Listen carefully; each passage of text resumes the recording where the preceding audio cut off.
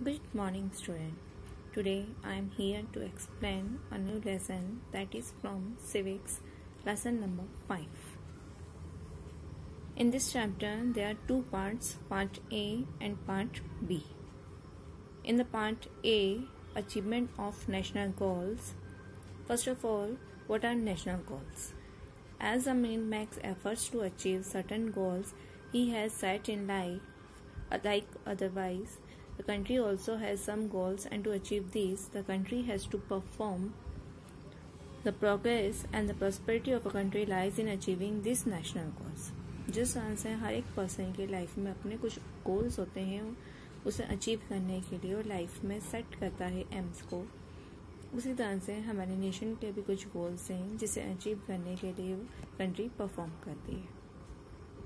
हमारी कंट्री के progress and prosperity के लिए इन गोल्स का होना जरूरी है. The government enacts laws to achieve these national goals to make administration perfect and strong. India is a democratic country and our national goals are. हमारी India एक democratic country, freedom वाली country है and इसके national goals हैं democracy, secularism, national unity, freedom, equality, social harmony and international peace and cooperation. Now achievement of national goals. इन goals को हम कैसे अचीव कर सकते हैं? We have to achieve our national goals democratically. इन गोल्स को अचीव करने के लिए हमें डेमोक्रेटिकली रोल ही प्ले करना होगा. In our country democratic government has been established according to the Indian constitution. हमारे यहाँ पे जो भी गवर्नमेंट है वो भी डेमोक्रेटिक द्वारा ही स्टैब्लिश की गई है. मतलब हम फुल्ली तरह से फ्री थे, हमने वोट किया है, देन उसके बाद में गवर्नमेंट का फॉर्मेशन हुआ है. In this process, the government is elected by the people. जैसे कि मैंने अभी बताया कि हमने वोट दिया है, उसके बेसिस पे ही गवर्नमेंट का सिलेक्शन हुआ है. First one is democracy. Democracy actually means every citizen should have equal rights. Democracy का मतलब है कि हर एक सिटीजन के पास क्या है, इक्वल राइट्स हैं एंड फ्रीडम भी है. All the sections of the society should get equal opportunities to make progress without any discrimination. हर एक सोसाइटी के सेक्शन में जो भी पीपल बिलोंग करते हैं उन सबको इक्वल अपॉर्चुनिटीज मिली हुई है बिना किसी डिस्क्रिमिनेशन के. In a democratic system it is the people who play key role. Democratic system में हर एक पीपल का इम्पोर्टेंस बताई गई है और हर एक व्यक्ति को यहाँ पे अपना रोल प्ले करना चाहिए. It is the duty of citizens to elect an ideal government. अब ये हमारी ड्यूटी होती है कि हम किस गवर्नमेंट को सिलेक्ट कर रहे हैं. हमें जिस गवर्नमेंट को सिलेक्ट करना चाहिए वो एक आइडल गवर्नमेंट होनी चाहिए. Every citizen should be aware of his duties so that government can work in the interest of the people. हर एक सिटीजन को अपनी ड्यूटीज के बारे में अवेयर होना चाहिए, इसी कारण गवर्नमेंट जो है उसके अकॉर्डिंगली वर्क कर सके. अगर हम ही अवेयर नहीं होंगे तो गवर्नमेंट भी हमारी वर्क नहीं करेगी. Democracy is that form of government in which people directly और indirectly elect their representatives and these representatives keep in view the people's interest, make laws and govern the nation. Democracy इस तरह की government होती है जिसमें people elect करते हैं उनके रिप्रेजेंटेटिव्स को, मतलब जो भी पर्सन्स को वो सिलेक्ट करते हैं एंड वही रिप्रेजेंटेटिव्स उन लोगों के इंटरेस्ट को अपने माइंड में रख के उस नेशन के लिए वर्क करता है according to their laws. India is a democratic country. The government is responsible to the people. हमारी इंडिया एक डेमोक्रेटिक कंट्री है और ये गवर्नमेंट ही पूरी तरह से रिस्पॉन्सिबल है लोगों के वर्क के लिए.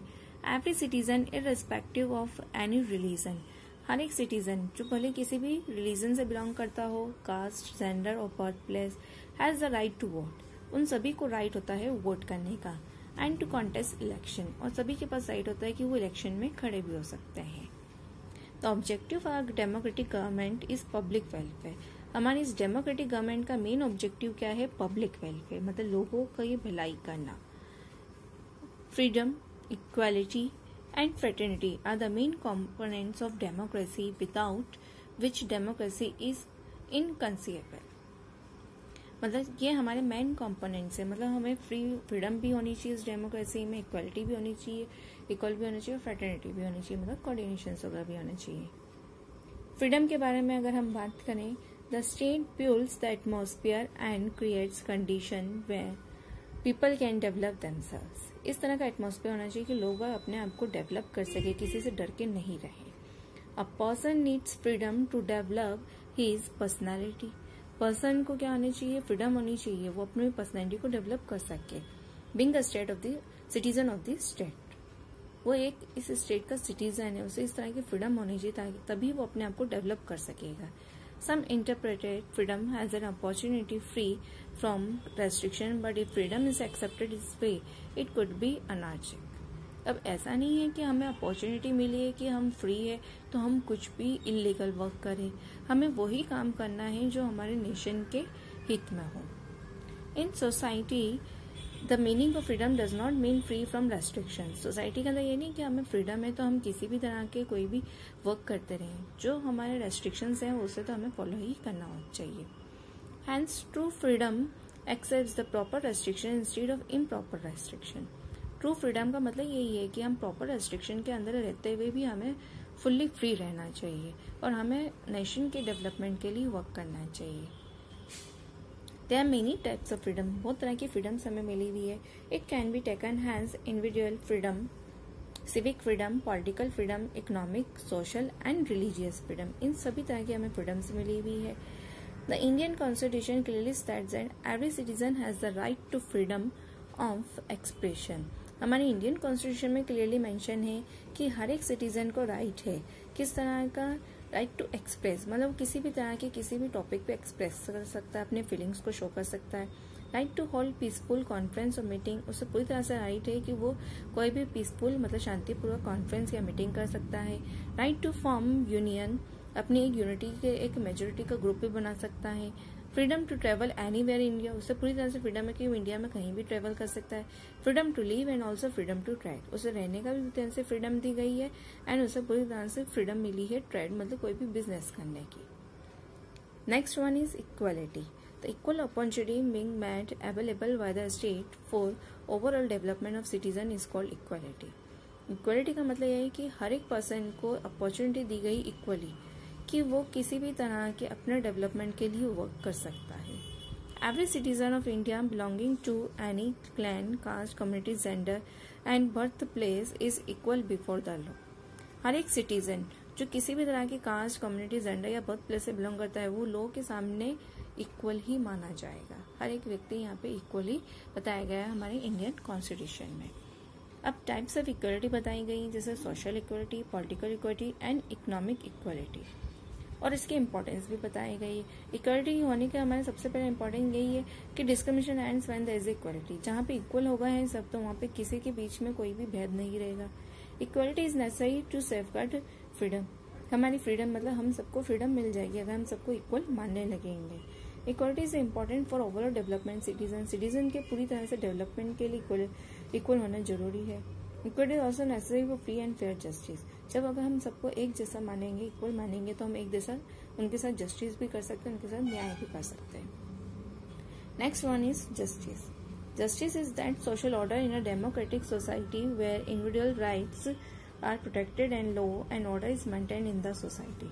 जस्टिस का मतलब यह है कि हमें पूरी तरह से इस डेमोक्रेटिक सोसाइटी में किसी भी तरह के लॉ और ऑर्डर को मेंटेन करने के लिए बनाया गया और उसे प्रोटेक्ट करना चाहिए। द ऑब्जेक्टिव ऑफ जस्टिस का मेन ऑब्जेक्टिव क्या है? सोसाइटी का वेलफेयर मतलब उसका उद्धार होना।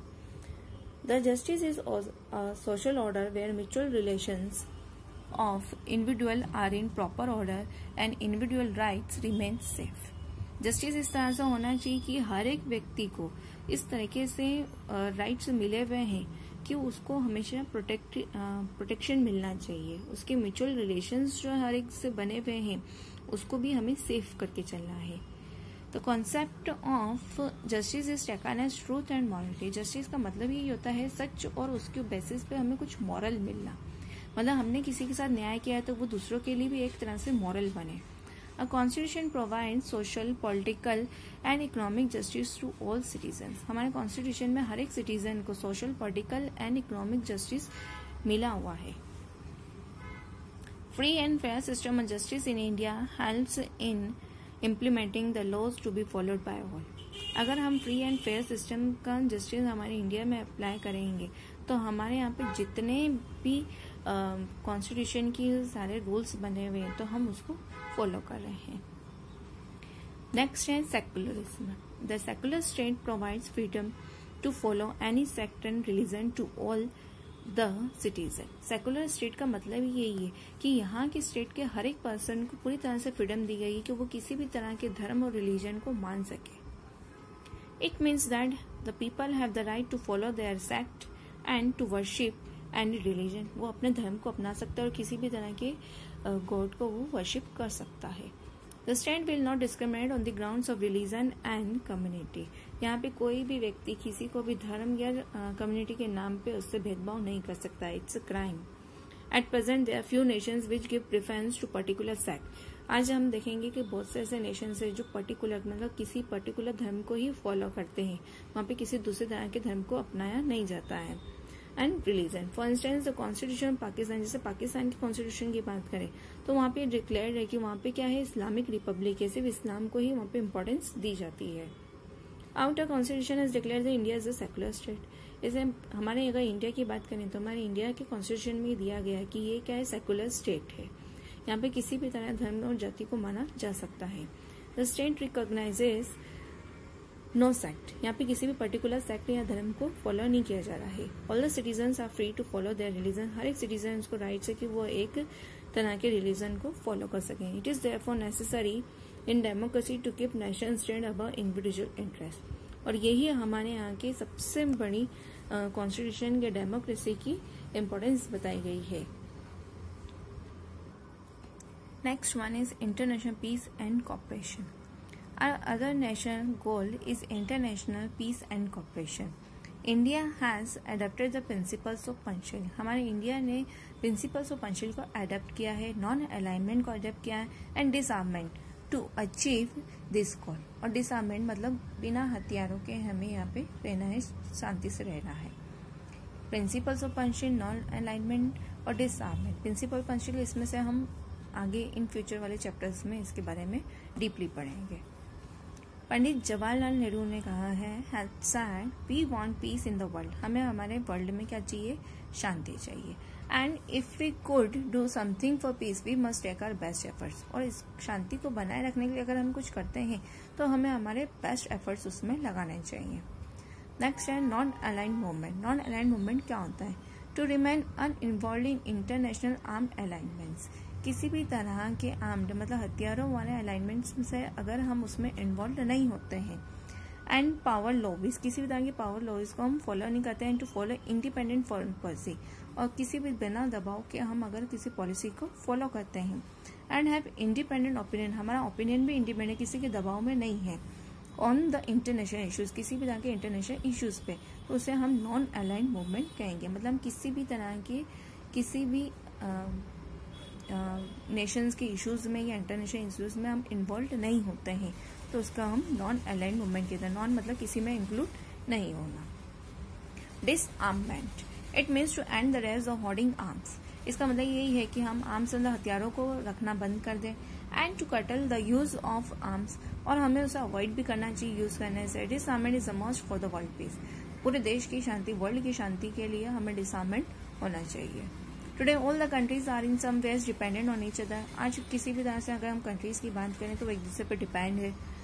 The mode of communication today is so develop that any happening in any part of the world. अगर हम बात करें मोड ऑफ कम्युनिकेशन की, तो हमारे देश के या देश के बाहर किसी भी हिस्से में अगर कुछ भी होता है तो it leaves an impact on our economy and political activities. यह हमारे देश पे भी इफेक्ट डालेगा इकोनॉमी और पॉलिटिकल एक्टिविटीज में। We cannot be silent spectators to what happens in our neighbor countries and the world. आज हम इसको सिर्फ एक चश्मा लगा के साइलेंटली नहीं बैठ सकते हैं कि हम सिर्फ उसको देख रहे हैं कि वहाँ पे क्या हो रहा है क्या नहीं हो रहा है। हमें उसके लिए साइलेंट नहीं होना चाहिए। However, we need to be prepared for self protection and to achieve it our nation should be adequately armed. मतलब हमारे नेशन के पास इतना आर्म्ड मतलब इतने हथियार वगैरह होने चाहिए कि समय आने पे अगर हमें जो प्रोटेक्शन, खुद की सेल्फ प्रोटेक्शन करना पड़े या नेशन को बचाना पड़े तो हम उसे यूज कर सकें। If we spend the major share of our resources on defence, अगर हमारा मेजर शेयर मतलब हमारी इंडिया के डेवलपमेंट के लिए जो भी हमारे पास अमाउंट है या जो भी हमारे पास फंड्स है, अगर हम उसको डिफेंस के लिए यूज करते हैं, social economic developments will suffer. तो हमारे यहाँ के सोशल इकोनॉमिक डेवलपमेंट्स नहीं हो पाएंगे, वो पूरी तरह से सफर्ड होंगे। Therefore, a balanced review should be developed on the arms required for defense on one hand and for economic growth on the other hand। इसलिए हमें उसे बैलेंस करके रखना चाहिए कि जितना हमें आर्म्स की आवश्यकता है उतने आर्म्स पे हमें खर्च करना चाहिए, और जितनी आवश्यकता नहीं है उस पर नहीं खर्च करना चाहिए। बाकी का जो बचा हुआ है हमें हमारे यहाँ के डेवलपमेंट के लिए यूज करना चाहिए, ताकि हमारे यहाँ के अच्छी इकोनॉमिक ग्रोथ हो सके। We have been supporting international peace and cooperation since ancient times। हम पुराने समय से इसे सपोर्ट करते रहना चाहिए कि देश विदेशों में हमारी आपसी क्या शांति बनी रहे और एक दूसरे से हम कॉपरेट रहें। The Indian culture is solidly based on joint cooperation and tolerance.